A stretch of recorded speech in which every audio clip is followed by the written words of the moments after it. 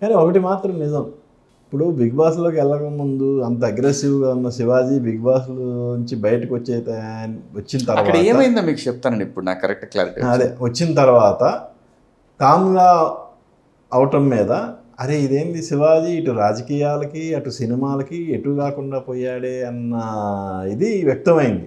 అయింది కదండి.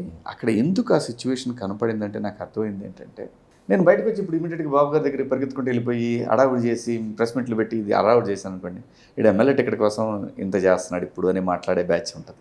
అసలు డెస్టినీ ఏం ట్రై చేస్తుందో నాకు అర్థం చేసుకోవాలనే ఆలోచన వచ్చింది. అలా అని చెప్పి సైలెంట్గా కూర్చోకుండా ఎవరు పిలిస్తే వాళ్ళకి వెళ్ళి ప్రచారం చేసి వచ్చాను. 19 సెంటర్లకి వెళ్ళాను, ప్రచారం చేసి వచ్చాను. వాటిలో ఎన్ని గెలిచినాయి? అందరూ గెలిచారు, అందరూ గెలిచారు. ఒకటి మిస్ అయింది, జస్ట్ మిస్ అయింది.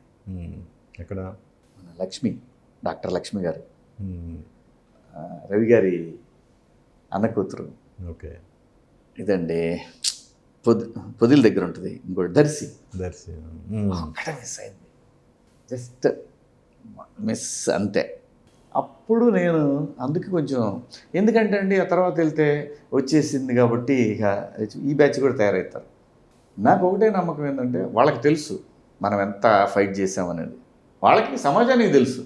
నాకు ఫైటింగ్ కూడా వ్యక్తుల మీద కాదు, ప్రజలకు వ్యతిరేకంగా పనిచేస్తున్న ప్రభుత్వం మీదనే తప్పితే నాకేం జగన్మోహన్ రెడ్డి గారికి మనకి వాళ్ళ పార్టీకి మనకేంటి వ్యక్తిగత ద్వేషాలు ఏం లేవు. ప్రజా వ్యతిరేక నిర్ణయాలు తీసుకోవటం అనేది నచ్చలేదు. రాను రాను కూడా ఏమైపోతుందంటే అండి రాజకీయాల్లో కూడా నేను గమనిస్తున్నది ఇది, నేను ఎవరిని వ్యక్తిగతంగా విమర్శించట్లేదు. కార్యకర్తలకు వచ్చి మాత్రం ఆ వెళుతుంది, బాధ ఉంది. ఇప్పుడు వచ్చిన వాళ్ళని కూడా దగ్గర పెట్టుకుని వాళ్ళకే పనులు అవుతున్నాయి, మాకు లేవు, ఎలాంటిది అవుతుంది. ఫస్ట్ నుంచి పార్టీని నమ్ముకుని పార్టీకి అండగా ఉన్న వ్యక్తులకి కొంతమందికి న్యాయం జరుగుతుంది, అలాగని పూర్తిగా ఏమి లేదు అని చెప్పడానికి లేదు. వాళ్ళని టీచ్ చేసే బ్యాచ్ కూడా ఇక్కడ పనిచేస్తుంది, అది తట్టుకోలేకపోతున్నారు కార్యకర్తలు. ఏం చేసినా ఆయన చేయకపోయినా అది రామారావు గారి పార్టీ పెట్టిన ముహూర్తం ఏమో తెలియదు, కానీ నువ్వు చేయకపోయినా ఆ జెండాను వదిలిపెట్టలేము అనేవాళ్ళు ఉన్నారు. ఇది నిజం.